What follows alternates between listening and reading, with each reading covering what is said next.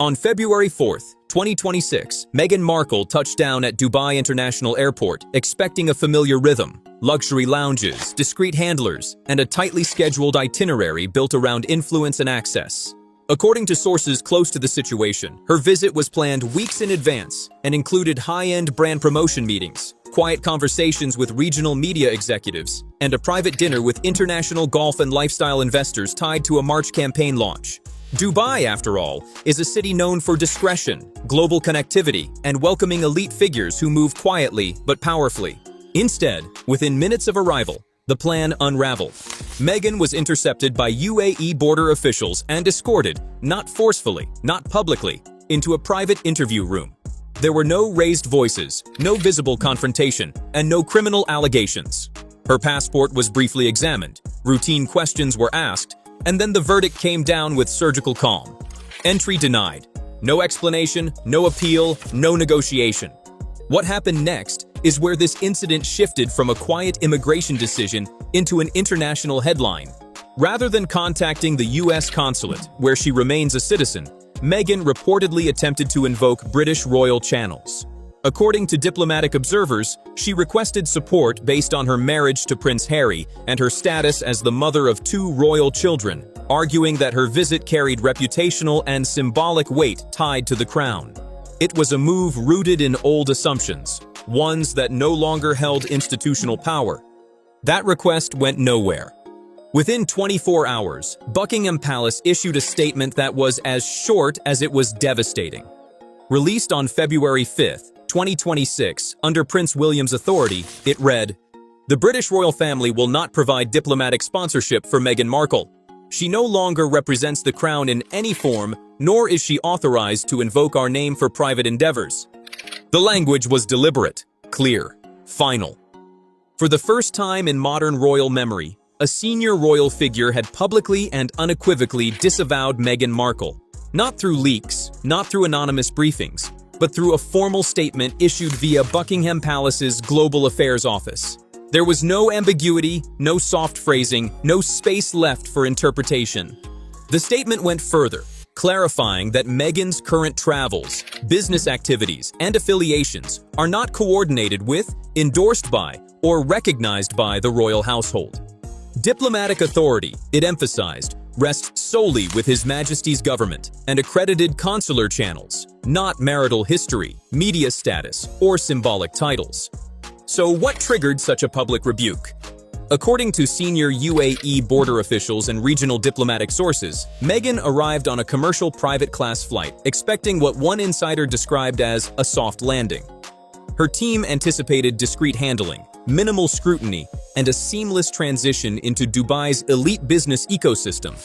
A rumored lifestyle venture, allegedly connected to a brand tentatively called Lilibet Luxe, was said to be in early-stage planning. She dressed for the occasion. Her entourage maintained silence. Everything appeared routine. But Dubai operates on rules that prioritize state interests over celebrity narratives. Meghan was politely separated from other passengers, escorted for standard review, and after a brief internal process, informed she would not be permitted to enter the country.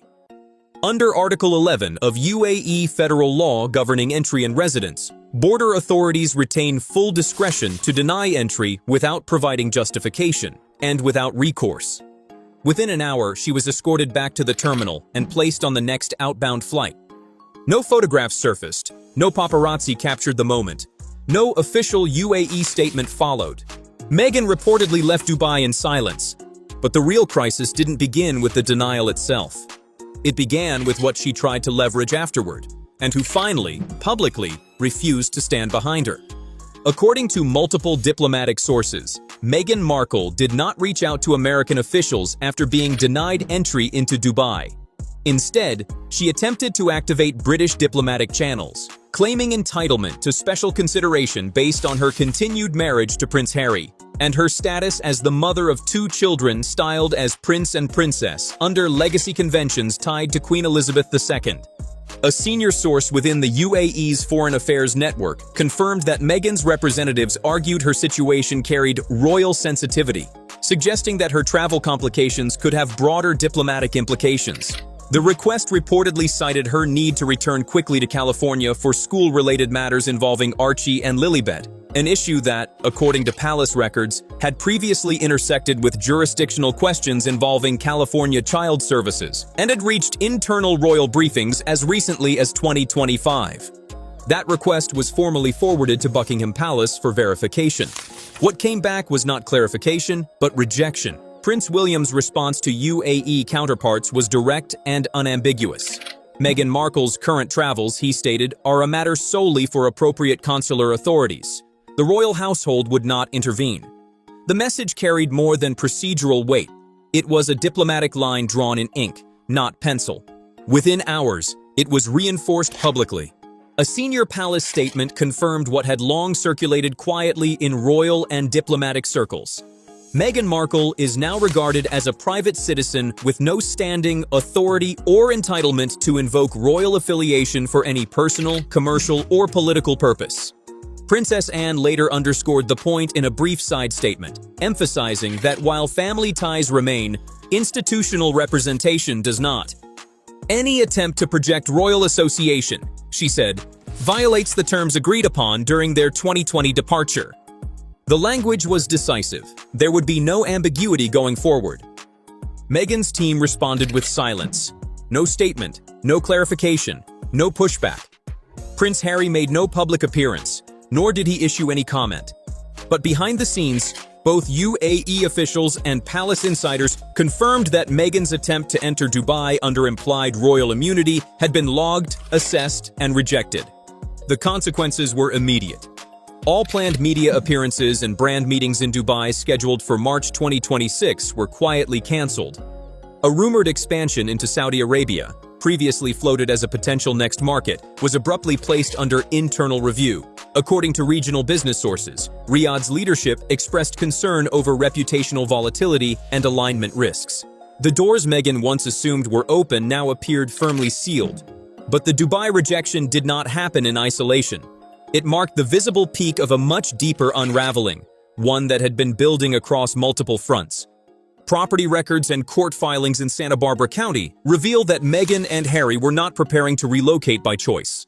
Their Montecito residence, once symbolic of a glossy post-royal reinvention, became a point of quiet collapse. After months of delayed rent payments, disputes over unreported structural alterations, and unresolved back tax issues, the lease was formally terminated. On January 14, 2026, the couple was removed from the property under a non-renewal filing citing breach of contractual use. The process was handled swiftly and discreetly, far removed from the highly publicized image that once defined their California chapter. Their corporate landscape followed a similar trajectory. Spotify formally terminated its $25 million deal in late 2025, citing low output, declining engagement, and persistent creative disputes. Netflix, once committed to a sprawling development partnership reportedly valued near $100 million, quietly declined to renew in January 2026, reducing the relationship to a minimal holding arrangement amid concerns over performance and brand exposure. At the center of Meghan's ambitions, the Archewell Foundation faced mounting scrutiny. Regulatory bodies in both the US and UK opened inquiries into suspected fund mismanagement, inaccurate tax reporting, and improper severance practices. Several former employees filed civil complaints alleging unpaid compensation and wrongful termination. By the time Meghan was denied entry in Dubai, the unraveling was already well underway. Dubai didn't start the reckoning, it exposed it. By late 2025, the pressure surrounding Meghan Markle was no longer limited to public opinion or media criticism. U.S. federal authorities had begun probing alleged false representations tied to partnership agreements connected to her commercial wellness ventures. At the same time, a high-profile inheritance dispute involving Tyler Perry, once her most powerful post-royal ally, was unfolding quietly behind closed doors. According to sources familiar with the matter, Perry claimed he had been misled into transferring funds under representations that later proved inconsistent with their stated purpose. While details remain sealed, insiders described the dispute as deeply personal and financially consequential. The fallout was devastating. A relationship that once symbolized Hollywood protection and influence became another fracture point in Meghan's rapidly eroding support system. As her brand destabilized in the US and UK, Meghan began looking elsewhere. By the final quarter of 2025, she was quietly repositioning herself toward the Middle East. Advisors floated the idea of her re-emerging not as a former royal or celebrity, but as a diplomatic cultural bridge for modern Arab women. A pitch that baffled geopolitical analysts and alarmed royal observers. According to regional media buyers, preliminary conversations were held in Dubai, Qatar, and even Saudi Arabia. Her pitch was ambitious, a luxury wellness brand paired with a reality-infused documentary series, tracing her journey from royal exile to sovereign entrepreneur. Internally, the concept was reportedly codenamed Lilibet Rising. It framed Meghan as a global feminist figure, blending motherhood, empowerment, and reinvention. But the strategy collapsed almost as soon as it surfaced. Dubai's rejection didn't just cancel one trip. It effectively poisoned the entire concept across the Gulf.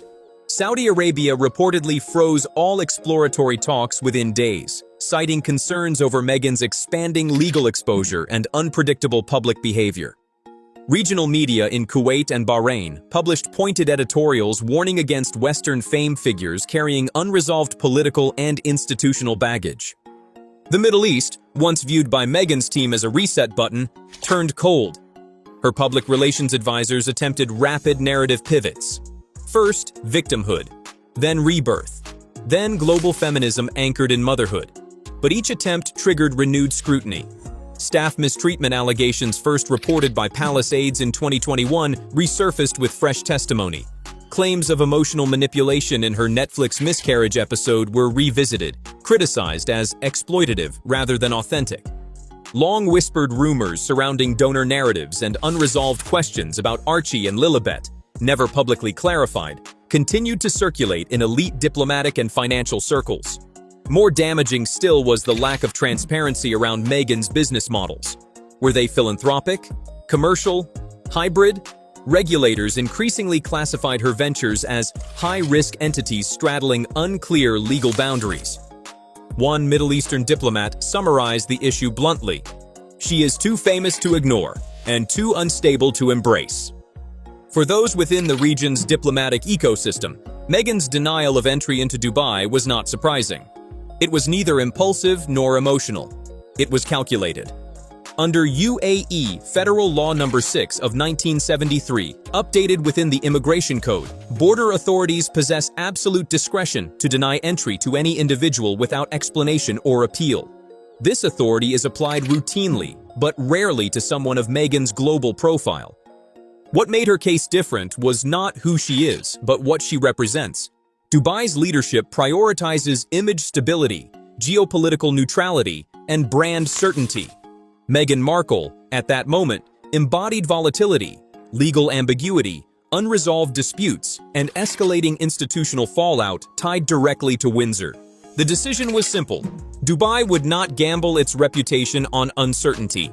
And Meghan Markle's Middle Eastern pivot ended before it ever truly began. According to multiple UAE government advisors who spoke privately to regional outlets, Meghan Markle's presence raised immediate concerns. Not because she was accused of a crime, but because she represents something Dubai is strategically designed to avoid: uncontrolled controversy. In the words of one advisor, she is not a legal threat. She is a reputational one. And in a state that treats global image as a form of national infrastructure, that distinction matters. Dubai's immigration and security apparatus reportedly applied a four-part risk assessment, commonly used for high-profile entrants whose activities intersect with media, finance, or geopolitics. Meghan, according to these sources, triggered red flags across every category. First, unresolved legal exposure. While no criminal charges have been filed, Meghan remains linked to ongoing scrutiny in both the United States and the United Kingdom over charitable reporting practices tied to the Archewell Foundation. Allegations of donation misrepresentation, combined with disputed financial transfers involving Tyler Perry and other high-net-worth donors, placed her within the scope of international tax cooperation frameworks. Under existing treaties, such indicators alone can justify heightened border review, even without formal indictments. Second, extreme public image volatility. Emirati officials reportedly flagged Meghan's global reputation as a media disruptor. Internal briefings referenced a pattern of highly publicized narratives that shift timelines, center victimhood, and generate intense backlash. Officials cited recent viral threads on X, formerly Twitter, cataloging dozens of incidents where Meghan was accused, fairly or not, of weaponizing public sympathy. One Gulf media advisor summarized the concern bluntly: "This is not about her truth. It is about our stability." Third, internal workplace conflicts. Testimonies from former Archewell employees describing abrupt terminations, inconsistent leadership, and hostile work conditions were reportedly reviewed. In Emirati political culture, leadership credibility and honor-based management are not abstract values. They are prerequisites for trust. Patterns suggesting instability or internal disorder weigh heavily against entry for figures seeking influence or visibility. Fourth, and perhaps most decisive, was procedural misrepresentation. Meghan did not apply under a formal business, media, or production visa. Instead, she reportedly entered under a personal visit designation while failing to disclose scheduled meetings with luxury brand representatives and digital production teams, allegedly preparing pre-launch content. UAE officials viewed this as misleading, if not deceptive. For Dubai, transparency at the border is non-negotiable. Behind the scenes, additional context shaped the final decision. According to a senior Gulf advisor familiar with royal diplomatic relations, Emirati authorities received private clarification from UK counterparts. Buckingham Palace did not request Meghan's denial, but it made something else unmistakably clear: no royal support would be extended. That clarification, reportedly signed off by Prince William himself, carried weight. Documents indicate palace representatives communicated directly with the UAE Ministry of Foreign Affairs as early as February 2nd, emphasizing that Meghan Markle should not be treated as a diplomatic or royal figure, regardless of surname or past status. The message was precise: her actions are private, her endeavors personal, and her affiliations non-institutional. Princess Anne reinforced that position through parallel channels. Known for her uncompromising approach, she issued a statement to Commonwealth diplomatic partners, warning against any assumption of royal endorsement. Meghan Markle and Prince Harry, the statement clarified, do not act on behalf of the Crown or the United Kingdom. Any implied association is speculative and legally unfounded.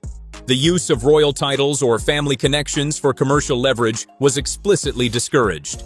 To Emirati officials, the message was unmistakable. As one senior source told Al Arabiya off record, "Dubai is not a rehabilitation center for distressed public figures. We do not host instability." Another added, "No Gulf state wants to be the stage for someone else's next controversy." Following the Dubai incident, attention briefly shifted to Saudi Arabia, where Meghan was rumored to be exploring residency under a cultural diplomacy initiative. Those discussions, sources now say, have stalled indefinitely. One policy analyst close to Riyadh's leadership put it bluntly: "She is the opposite of sovereign." And in a region where sovereignty is everything, that was the final calculation. She is stateless in symbolism. That phrase, used quietly by one diplomatic observer, captures what shocked many insiders far more than Meghan Markle's rejection at Dubai's airport. It wasn't simply that she was denied entry.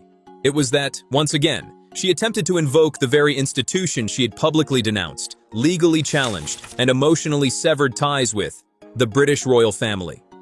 According to multiple diplomatic and palace-linked sources, it was this move, made discreetly at immigration and reinforced through back-channel outreach, that triggered the most decisive response yet from Buckingham Palace. What followed was no longer a private estrangement.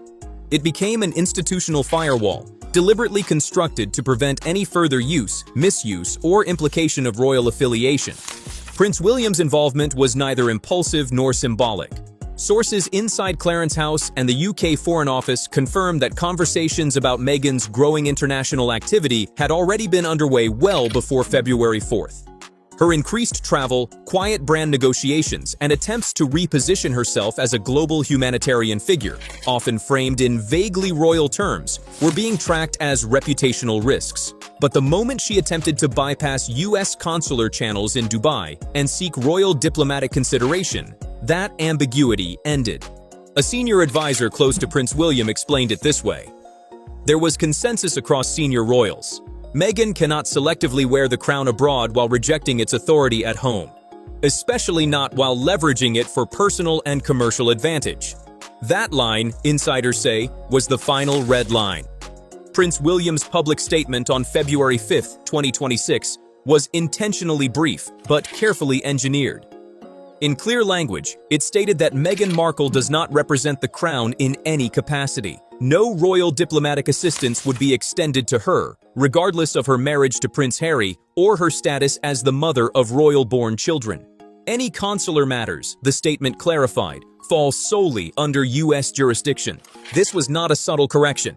It was the first formal, public disavowal since the Sussexes' departure in 2020. For years, Meghan and Harry had operated within a gray zone, retaining the Duke and Duchess titles, appearing at global events with royal-adjacent framing, and allowing the implication that certain protocols still applied. That ambiguity was useful. It opened doors, softened scrutiny, and lent gravitas to ventures that might otherwise have struggled for legitimacy. According to senior royal legal aides, that ambiguity had become unsustainable. What William and Princess Anne did this week was not merely clarify status. They closed the final door. No soft reinstatement, no symbolic allowances. The separation is now formally defined, publicly and diplomatically. One retired palace legal advisor put it bluntly: the royal loophole is gone. The ability to navigate power and prestige by quietly invoking past status is finished. While William's statement drew headlines, Princess Anne handled the less visible but equally consequential work. As the senior royal most trusted in international affairs and the least influenced by emotional narratives, Anne quietly reinforced the palace's position through diplomatic channels. Letters circulated privately to UAE officials and members of the Commonwealth Secretariat made the stance unmistakable. Meghan Markle and Prince Harry are not royal envoys. Any use of royal titles or implied endorsements for commercial, philanthropic, or media purposes is unauthorized and